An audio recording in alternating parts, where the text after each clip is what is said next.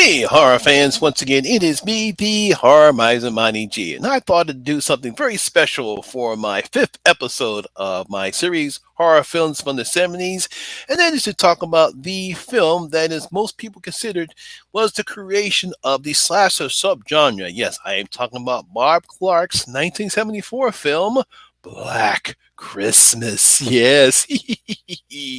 Now, Black Christmas is a 1974 Canadian slasher film that was directed by Bob Clarke and written by Roy Moore. Now, the film stars Olivia Hussey, Carrie Dula, Margot Kidder, John Saxton, and Adrian Martin. Now, in the film, during their Christmas break, a group of sorority girls are stalked by a stranger who makes obscene phone calls. Yes, sort of a precursor to Scream. When it comes to horror films that came out during the 70s, we saw everything from vampires, werewolves, ghosts, evil spirits, and monsters. Ooh. One trend that I saw happening during that time period was the release of some several ultra-violent horror films, such as in 1972's The Last House on the Left, 1974's The Texas Chainsaw Massacre, and 1978's I Spit on Your Grave. These films simply had either one or several villains that were brutally maim, assault, and viciously kill their victims. However, American film director Bob Clarke decided to direct a different type of horror film, a film that many cinephiles considered to be the precursor to the modern-day slasher subgenre, and was called Black Christmas. Now, when researching about this film, it was originally developed by Canadian screenwriter Roy Moore and was called Stop Me. Just imagine a title called Stop Me. Now, from what I read, he based it on an urban legend known as The Babysitter and the Man Upstairs, which became very popular during the 70s. Now, it's an urban legend where you have a babysitter. She's sitting these kids upstairs and she's, minding her own business, not doing anything, she's watching TV when she gets a phone call and someone calls her and says, "Have you checked the children upstairs?" Eventually, she decides to get a call from the police. The police find out they trace the call, and the calls are coming from the house. So that's basically what the urban legend is, and this story that we see here is the basis for Black Christmas, and it was also the basis for several other horror films, such as When a Stranger Calls, used the same urban legend as its premise. No Moore also said he was also inspired by a series of murders that occurred during the holiday season in the Westmount area of Montreal. So he based it on two things: the urban legend about the babysitter and the man upstairs, and some murders that took place during the holiday season in Montreal. Now, Bob Clarke and the filmmakers, when they looked over Roy's script, they decided to make several changes, such as changing the setting to a university and putting college kids instead of high school kids. As Clarke would say, and I quote, "It's not all bikinis, beach, and blankets and bingo," end quote. Now, another interesting fact is that Warner Brothers, who released the film in America, it was released by a Canadian film director in Canada. When they released the film, they decided to change the title to Silent Night, Evil Night, as they felt that the Black Christmas title would make the audience believe that this was a blaxploitation film. No, that's because during that time period, there was a lot of blaxploitation films that came out, and not just horror. Obviously, we have Blackula that came out during the early part of the 70s. We had Abby. We had a whole bunch of Abby came out. We had actually a Black Frankenstein, and of course we have the other blaxploitation films: Shaft in Africa, Back Shaft, He Scores 3, The Hard Way. And I'm assuming that Warner Brothers felt as though if we're going to have a film called Black Christmas, the audience is going to think this is another blaxploitation film. However, they changed it back to the original title of Black Christmas after several screenings saw that the audience were not only confused, but they really did enjoy the film. Now, when watching this film, you can see how other horror film directors, such as John Carpenter, was influenced by Bob Clarke's direction, especially in his 1978 slasher film Halloween. As we know now, John Carpenter has stated that he was influenced by Bob Clarke's Black Christmas film. That's why you see some similarities that you see in Black Christmas that you see in Halloween. Now, the way that Clark uses POV shots from the killer's perspective throughout the film really sets the tone for the film. It's something that we really didn't see before in other horror films. I'm pretty sure it's probably been used before in other movies, but basically in horror films is that Clark uses the POV shots, especially in the beginning of the film. I mean, some of the aspects that we see in this film that not only Carpenter uses, but other horror directors have used it in their slasher films. That's why this film is called the precursor of how slasher films were created, because mostly all the elements that we see from this film, other horror film directors have used them in their slasher films. I mean, one of the aspects that they use is that we have great moments of humor in the film, mainly coming from the character Barb, played brilliantly by Margot Kidder, way before she got cast as Lois Lane in the first Superman. Now, basically, because of what's going on in the film, and then we get some relaxed moments because it allows the audience to relax and laugh as Barbara makes several inappropriate jokes at times. As a very funny scene at the police station. I won't say what it is, but if you've seen the film, you know what I'm talking about. I was laughing so hard. Kelly kept asking me, Lamont, what's so funny down there? I said, I'm watching Black Christmas, and this is the funny part. I couldn't tell what it was, but it was very funny. I can still laugh at it. It's that funny. Now, we've seen this in most slasher films as a person who is known as the comic relief or the comedy relief. It's the person who will make a lot of jokes or makes the audience laugh at times during the film, sort of give the audience a nice break, especially after, I would say, probably either when the film begins, sort of build some type of character development, or at the times when there's already a couple deaths and the guy makes some crude or inappropriate jokes, but we get a good laugh out of it because that's what that trope is in slasher films. Now, unlike some of the ultra-violent horror films from the 70s, in this film there is little to no blood or gore, as Clark mainly relies on suspense and character development. Yeah, there is some blood in the film when he does a kill, but there is really no blood or gore or anything like that. Obviously, we see a lot of gore, and I believe in The Hills Have Eyes.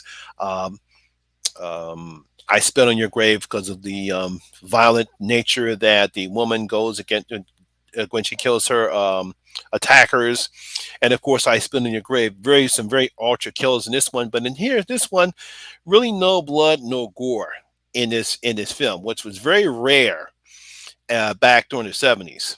Now, if you really want to, you can actually say the same thing as far as Carpenter's Halloween. There's really not a lot of blood in the film. Yeah, we have some jump scares in this film, and of course, obviously, Michael kills people, but there's very little to no gore in the film, which is unfortunate. Does become a staple later on in early parts of when the slasher film goes crazy, especially in the 80s.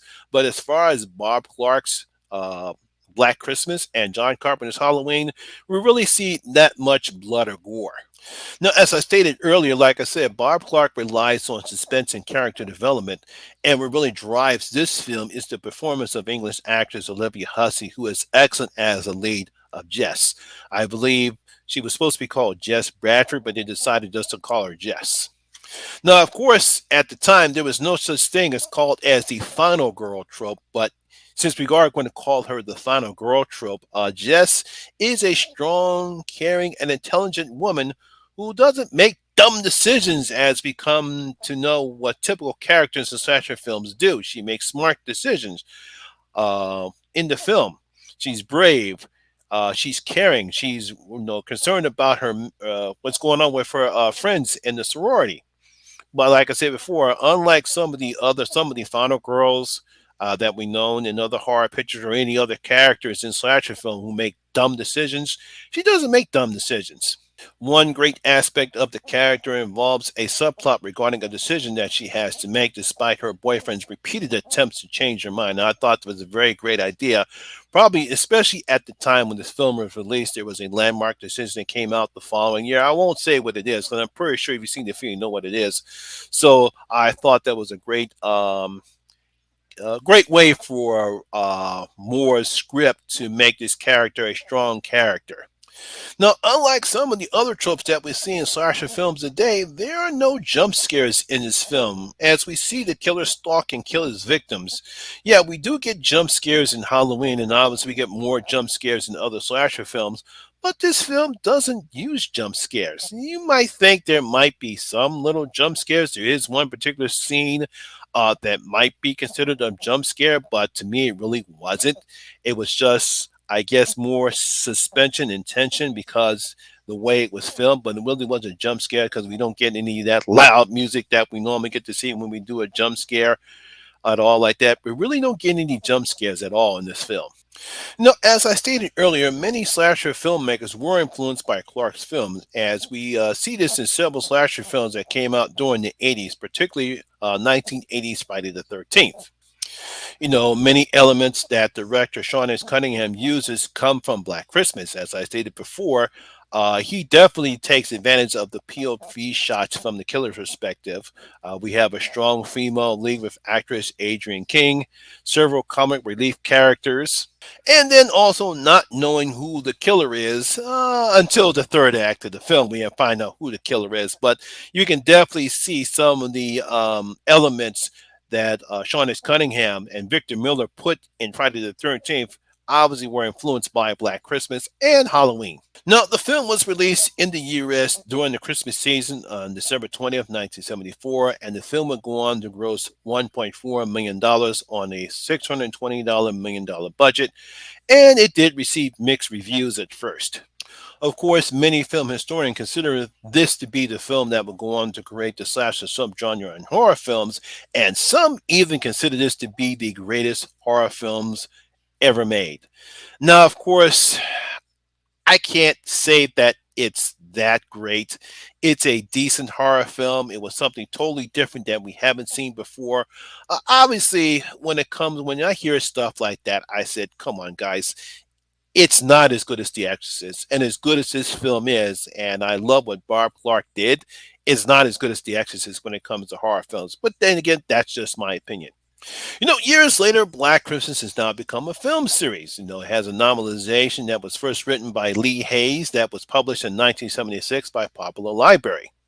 There have been two remakes, one in 2006, written and directed by Glenn Morgan, and of course in 2019, that was directed by Sophia Talka, who also wrote the script along with April Wolf. And that's all we'll say about the 2019 film. A short fan film called It's Me, Billy, a Black Christmas fan film was released on YouTube earlier this year in May. It was created, written, and directed by Dave McRae and Bruce Dell, and it was billed as an unofficial sequel to the original film, as the story takes place 50 years later and it follows the granddaughter of Jess Bradford. Now, as you can see, Black Christmas would go on and inspire other slasher films in the slasher genre. Obviously, the biggest being John Carpenter's Halloween. I believe it definitely influenced Sean S. Cunningham and Victor Miller's Friday the 13th and other slasher films. Because of that and the popularity of Friday the 13th when it was released in June of 1980, it would go on to create the slasher craze during that time period.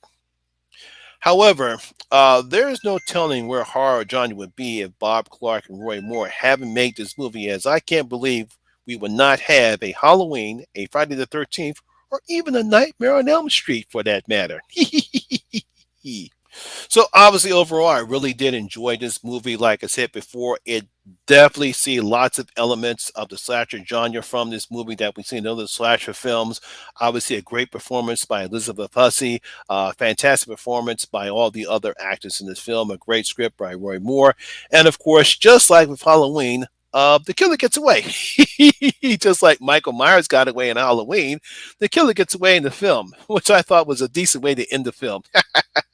So there you have it. That's my video for the day, guys. Hope you enjoyed it. If you did, please give it a thumbs up, like, and share because it does help out with that YouTube algorithm. Also, if you're new here, please hit that subscriber button, ring that notification bell. That way, you'll be notified anytime when I put a new video such as this one. Once again, my name is Lamont Smith, better known as the Horror Miser Monty G, and always remember that horror rules. I see my next video. I'm out.